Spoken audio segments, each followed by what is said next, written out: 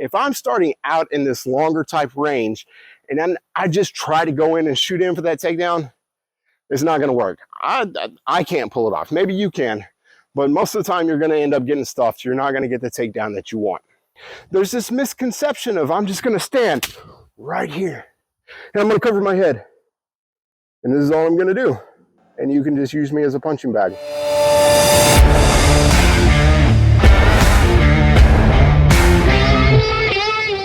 In the last video, we talked about how to be able to get closer to your opponent while staying protected in a boxing type atmosphere.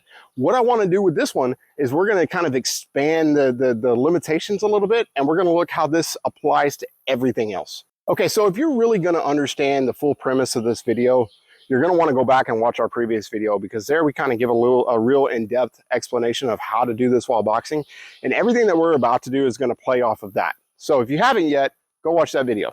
So in the last video, we were just talking about boxing and how we're going to get closer to our opponent while not getting hit at the same time. So I want to start off from a kickboxing perspective, and I'm sure some people are like, oh, what does this FMA guy know about kickboxing? And the answer to that is actually a lot, because I've spent a lot of my life working through different styles and different systems, and some of those include Muay Thai, some of those include American kickboxing, and it also includes JKD, which if you know anything about JKD is like kickboxing for the street. It's a little bit more than that, but we're going to go with that for today.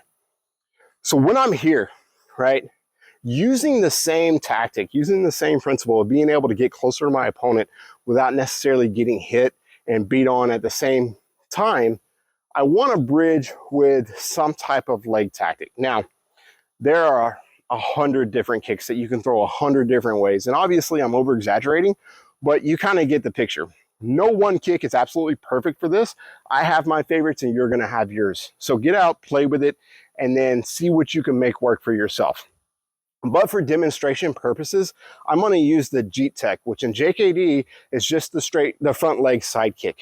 I love bridging the gap with this because it's really hard to see and I don't have to make a whole lot of movements to be able to execute it. So what I'm going to do is, again, I'm going to start out of punching range.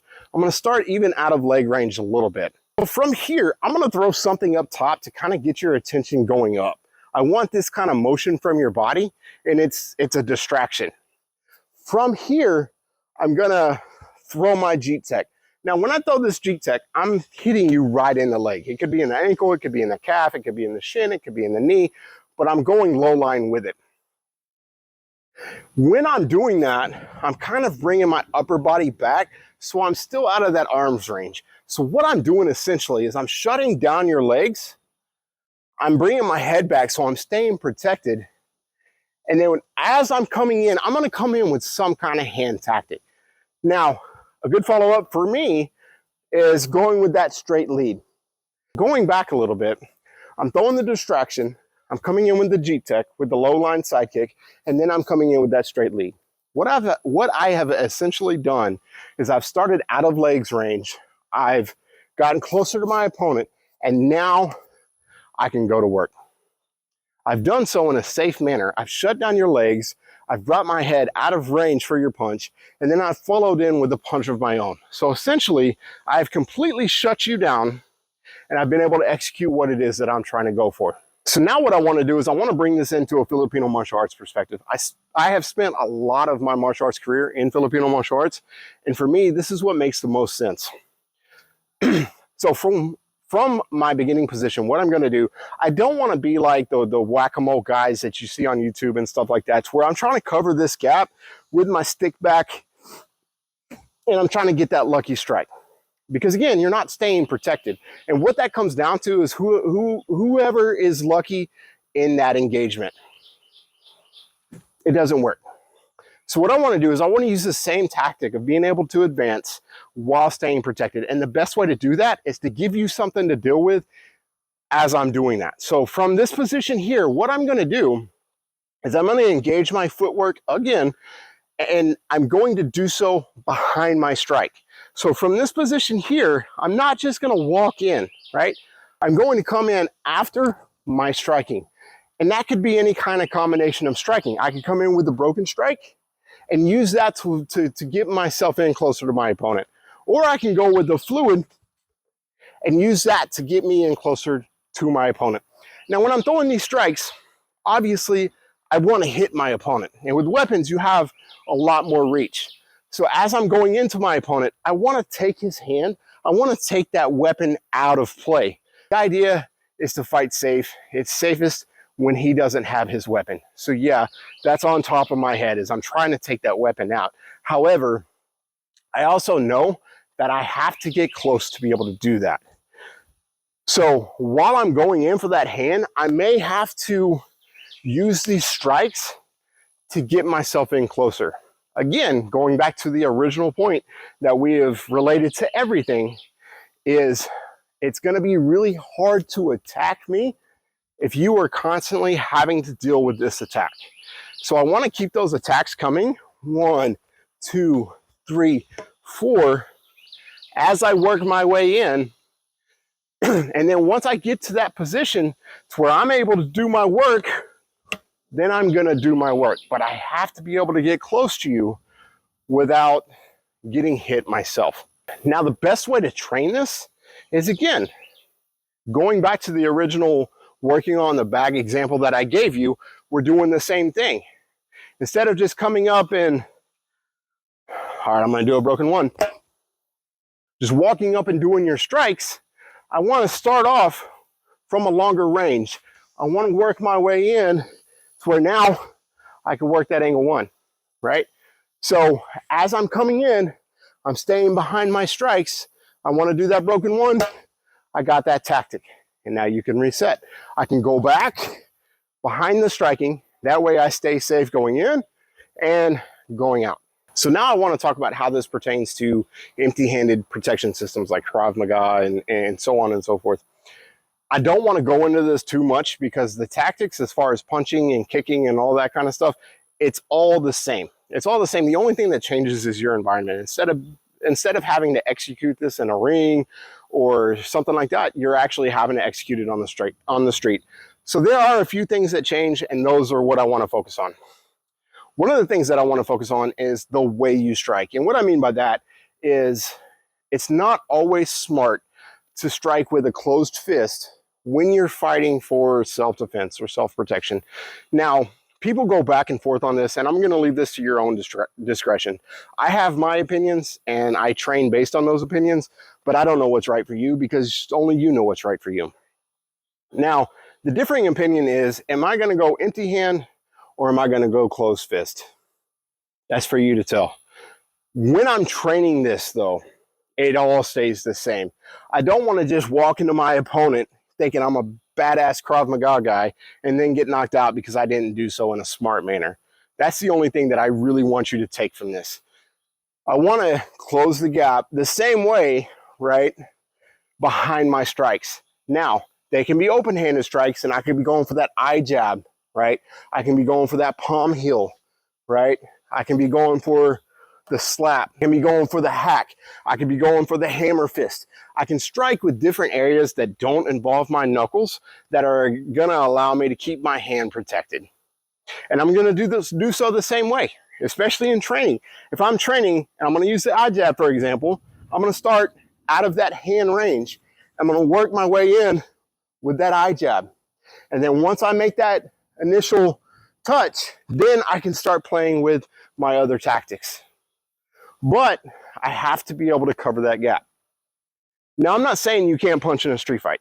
Never going to say that. Again, that's up to you. And you would train it the exact same way. If I'm going to train punching for a street fight, I'm going to start out of range.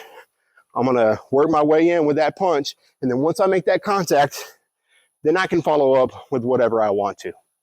The last thing that I want to cover is going to be more geared towards your grappling systems, your jiu-jitsu, your wrestling, anything that where I can take the guy down and manipulate him in a way that's going to allow me to win my fight. Now, this could be competition, or this can be actually having to grapple to protect yourself. Now, this is going to be a little bit shorter because obviously I'm not in an environment where I'm going to take this tree down. I probably will get stuffed and it won't work. But I do want to talk about the tactic. So what I'm going to do is I'm going to start off in my position, whatever your position is. Again, everybody has their own flavor. I'm going to start off in my position. I'm going to do something to get you going up higher. I need your base higher than where mine is, right? So from here, I'm gonna come up like I'm going up towards the top of the head. Sometimes you might even tap the guy on the top of the head. I've actually gotten caught with that and it's kind of embarrassing, but whatever. So I'm gonna tap the person on the top of the head, and as their body comes up, then I'm gonna shoot in for my takedown. Again, whether it's a single leg, a double leg, whether I'm trying to do a foot ankle pick or whatever, whatever takedown you're going for, I wanna get this guy's body going up and then I'm shooting in. The way that I do that is when I'm out of that takedown range, while there's still a little bit of space, I'm throwing something up to get their body going up to give me that reaction, and then I'm moving in behind that. If I'm starting out in this longer type range, and then I just try to go in and shoot in for that takedown, it's not gonna work. I can't pull it off. Maybe you can, but most of the time you're gonna end up getting stuffed. You're not gonna get the takedown that you want. Oh man, I almost forgot. I don't wanna leave my KFM and my Defense Lab guys out. From this position, from our fighting position, we're gonna do the exact same thing. I can use my legs, I can use my hands, right? And what I'm gonna do is I'm, again, gonna initiate and move behind that striking, whether it's a kick or whether it's a punch. Now, we're gonna use the punch just for demonstration purposes. And what I'm gonna do is from my position, I'm going to use this punch and I'm moving in behind it. It's small movements, but they're there. I'm gonna move in behind this. And from this position here, once I make this initial contact, now I'm gonna move behind with my shape or with my frame, and I'm that to cover the gap. Now, here's the thing, guys. This is the type of movements that this system was actually made for, right? There's this misconception of I'm just gonna stand right here and I'm gonna cover my head. And this is all I'm gonna do. And you can just use me as a punching bag. Now, obviously that's not the way it works. Still gonna get hate from it, but that's not the way it works. I'm using the same principles, the same tactics, the same state of mind as I would in any other way of fighting, right? I'm kicking, I'm punching. But then from here, I'm gonna close this gap with my opponent in a protected manner. Protected meaning I'm keeping my head covered, right? Get super close quarters, that's where I'm gonna go to work. And because I'm in this, I could almost guarantee you there's gonna be so many elbows. And if you argue against elbows, I have nothing for you. So hopefully now you're starting to see a trend. Every now and then, especially if you're training with an open mind, you start seeing these principles, you start seeing these things that kind of stand out that goes into everything, no matter what it is that you're training. And that should be the knowledge that you're going for. I don't want to have to learn one thing for working with a knife and then something completely different for working my boxing and kickboxing, and then have to learn something completely different for my grappling. Guys, I have a full-time job. I have a family. I don't have enough time to be able to train all these different things all at once and be able to pick up everything.